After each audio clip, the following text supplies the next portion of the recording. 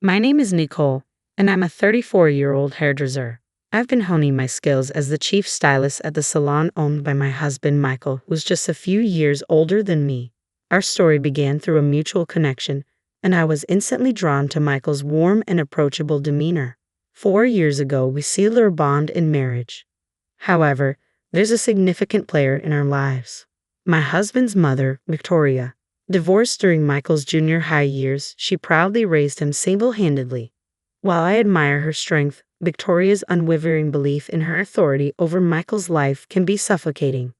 When we tied the knot, she insisted on asserting her opinions on everything from the wedding arrangements to our choice of honeymoon destination and even the decor of our new home.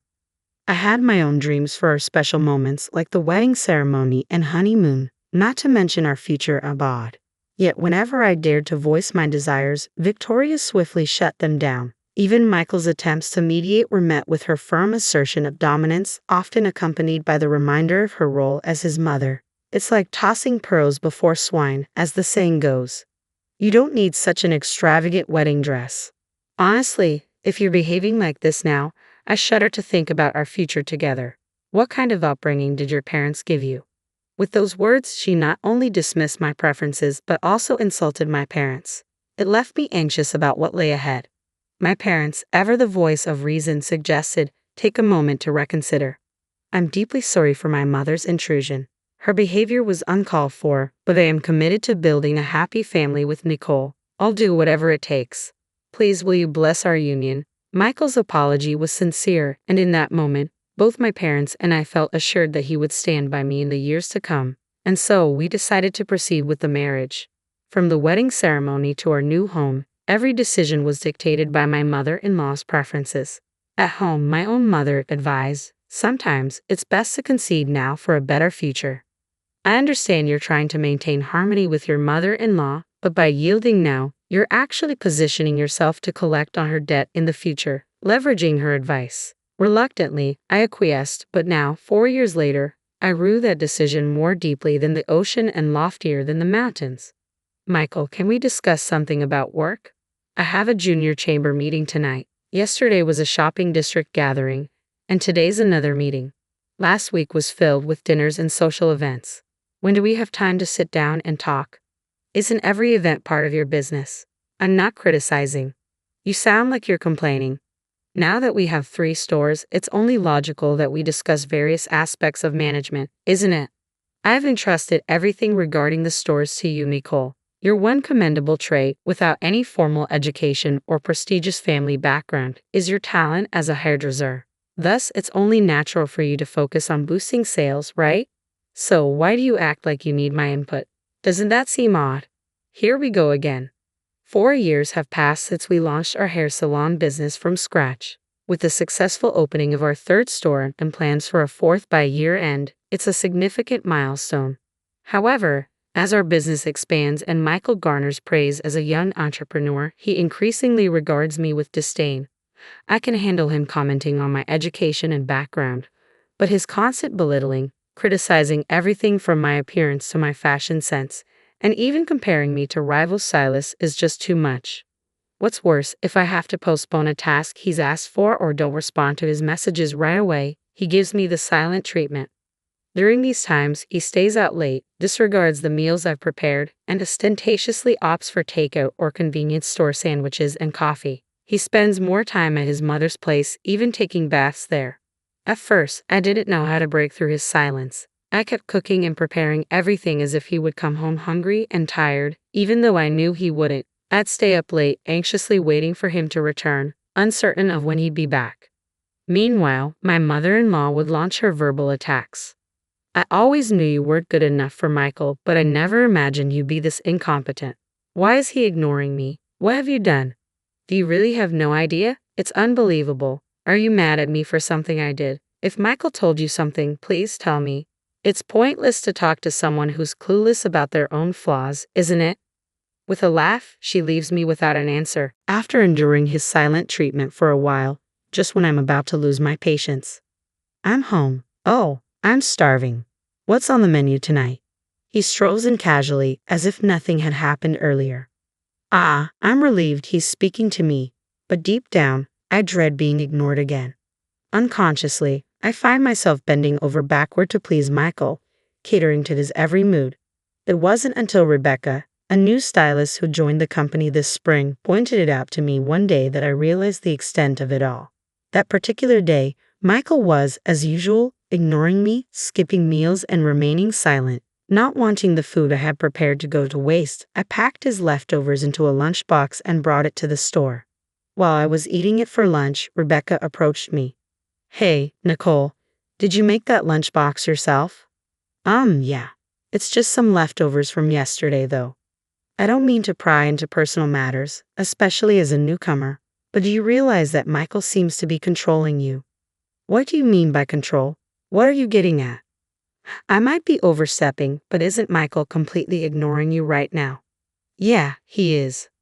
I had a feeling something was off. I noticed him chatting and laughing with everyone else in the staff room but completely ignoring you. And that incident where he rudely brushed off your hand when nobody was looking, it was clear as day. And then there's that lunchbox, filled with just grilled mackerel and meat and potatoes. It's obvious you just packed last night's dinner leftovers, right? It's a far cry from your usual colorful, well-balanced lunches. After Rebecca's observations, memories of my mother's similar experiences flooded back. She went through the same ordeal before divorcing my biological father. Hearing Rebecca's story, I learned that her parents split during her freshman year of high school, with her father often subjecting her mother to the same silent treatment as Michael. It all began with trivial things, gradually escalating until it seemed like a switch had been flipped, and he completely shut her out. My mother endured countless tears. I see. In time, she began seeking my father's approval in everything, her once bright smile turning submissive. It was agonizing to witness. Rebecca explained that Michael's silent treatment was a tactic to control me, leaving me worried and insecure while he maintained a position of dominance, smirking all the while.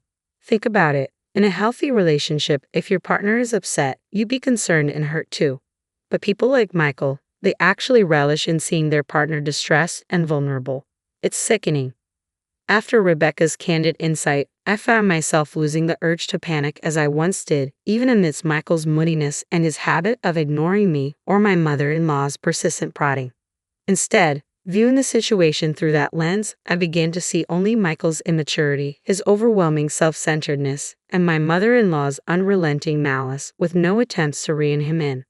But it seemed they didn't appreciate my newfound perspective. The chilling silence from both Michael and my mother-in-law gradually became routine. He scarcely came home anymore, and when he did, he'd seclude himself in his room. He stopped appearing at both the store and the company, leaving me to handle everything alone.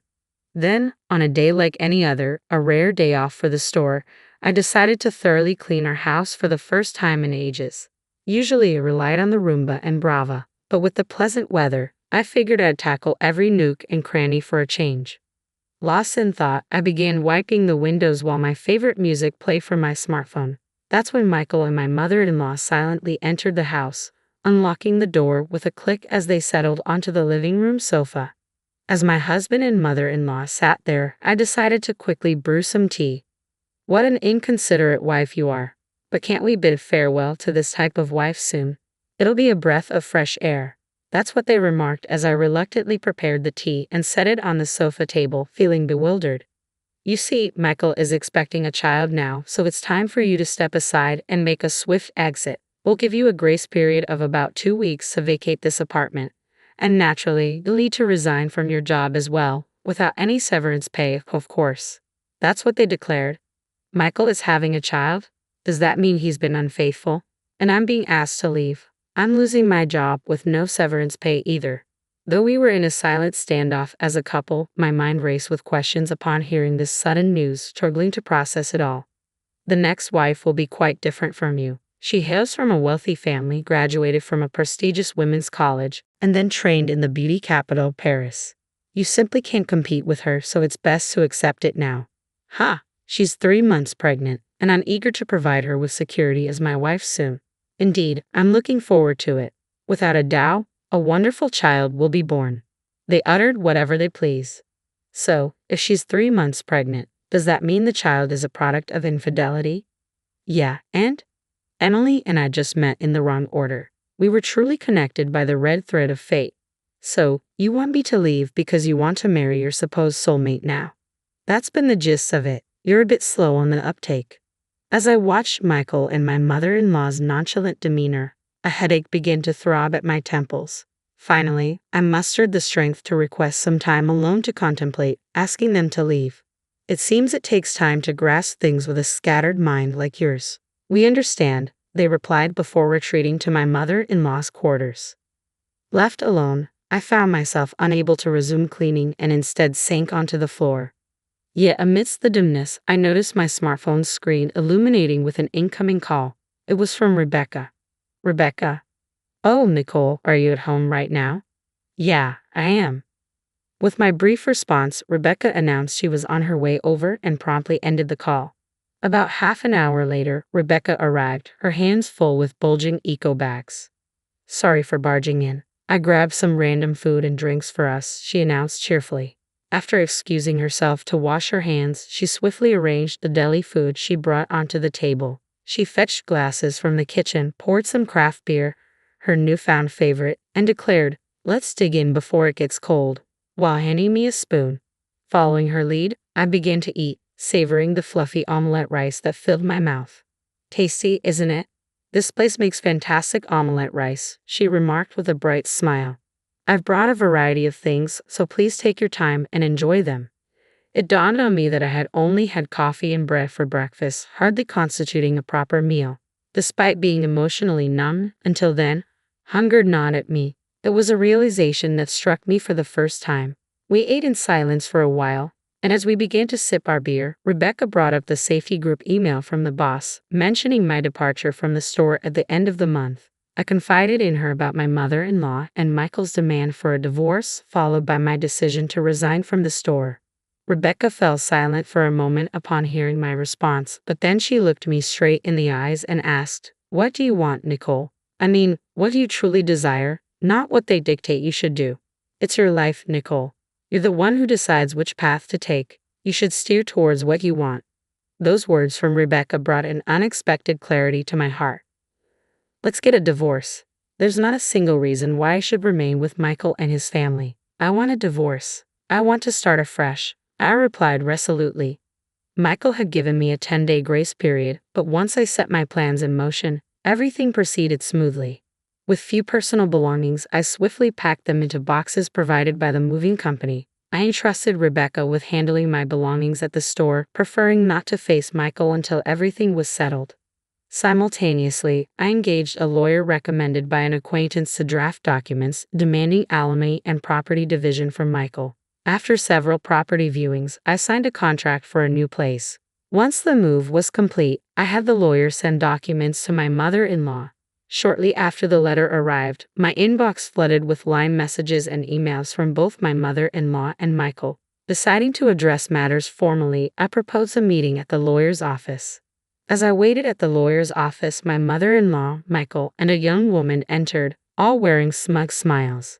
When the lawyer inquired about the woman's identity, my mother-in-law spoke up, introducing her as Emily, who would soon become Michael's wife after our divorce.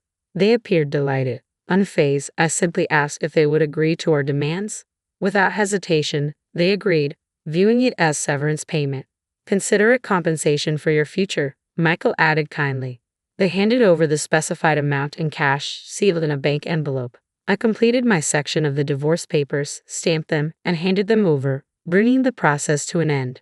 As we parted ways, I made it clear that I would not assist them in any way in the future, no matter what happened. "So, this is your last desperate plea." Okay, I get it, you're upset. No need for the sarcasm," Emily retorted before they all exited the office, laughing. These days, I'm thriving as a top stylist at a bustling salon in the city center. Rebecca, who's been by my side since last month, is the same Rebecca who helped me see the truth during that crucial moment at the lawyer's office. I wasted no time in finding the new job, leveraging my past accolades and online recognition to secure a position swiftly. Thanks to this, I can live comfortably without relying on the consolation money or property division. Plus, I've started seeing someone I met at a joint training session with the sister store of my current workplace. Each day feels remarkably liberating and stress-free. So, When's the next date? Hey, don't tease your elders. Rebecca stayed on at Michael's salon for a while after I left. Ultimately, I convinced her to quit immediately. My decision was twofold: to safeguard Rebecca's reputation as a newcomer, avoiding any perception of impatience or lack of cooperation, and to shield her from any potential targeting by Michael and his mother, knowing she was still my friend. Reluctantly, Rebecca remained at the salon, and from what she's told me, the aftermath of Michael, his mother, and Emily was akin to a roller coaster drama. Emily strutted into the salon after my divorce, brimming with confidence as the new top stylist and field manager, but her reign was short-lived, lasting only a single day. The male staff member who had previously worked under me turned out to be Emily's classmate. Unaware of this, Emily made a grand entrance at the salon, accompanied by Michael, boasting about her Parisian training. Wow, Emily, I thought you must be some extraordinary talent since you claim to have returned from Paris. But here you are, Thomas remarked. Thomas, what are you doing here? Emily asked, taken aback. I could ask you the same. I'm genuinely surprised. You were always struggling with the written tests, constantly getting reprimanded by the teacher. How did you, Emily, who barely made it through, end up in Paris? That's not true, is it? Don't make up stories, Thomas, Emily countered defensively. Well, don't you need a French hairstylist license to work in Paris? When did you suddenly become fluent in French like a native speaker? Thomas persisted. Well, I studied at university, didn't I? University? Wow, Emily replied, somewhat flustered. The Emily who once claimed to struggle with English during elective French conversations at beauty school found her disguise completely unraveling. A heated argument ensued between Emily, Michael, and Emily's mother-in-law, who rushed onto the scene. Things escalated, leading to a call to the police. The ensuing chaos prompted staff members to leave one by one, draining the salon of its vitality. Customers began to trickle away, and soon, the business hit rock bottom. Forced to shut down 2 of their stores, they attempted to salvage what they could at the original location, but it was too little too late. Last month, they were forced to close down completely. That must have been incredibly challenging. It was, but because of that, I was able to present my departure from the company as due to business circumstances, making the job interview process here much smoother. I'm glad we're working together again, but why did you choose this salon? Naturally, it's to learn directly from Nicole's expertise. Got it. I'll make sure to train you thoroughly. Sometime after Rebecca changed jobs, a letter arrived from Michael and his mother, delivered through the lawyer handling our divorce. It seemed they had no other means to reach me after I severed all communication, and even my parents staunchly refused contact. The letter droned on about how they had been duped by Emily, revealing that she wasn't pregnant after all, and that her entire background was fabricated. Emily had absconded with everything valuable, leaving Thomas in the lurch shortly after they lost the salon and the apartment they had used as collateral. The letter concluded with a plea for my help, painting me as their only hope in their time of need. After skimming through the letter, I promptly called the lawyer who had passed it on to me. Please just let them know I'm not interested. There's no need to relay any more messages from them. And so, as Rebecca had assured me before, my life, charted in the direction I desired, was flourishing. I vowed never to allow another man to dictate my fate.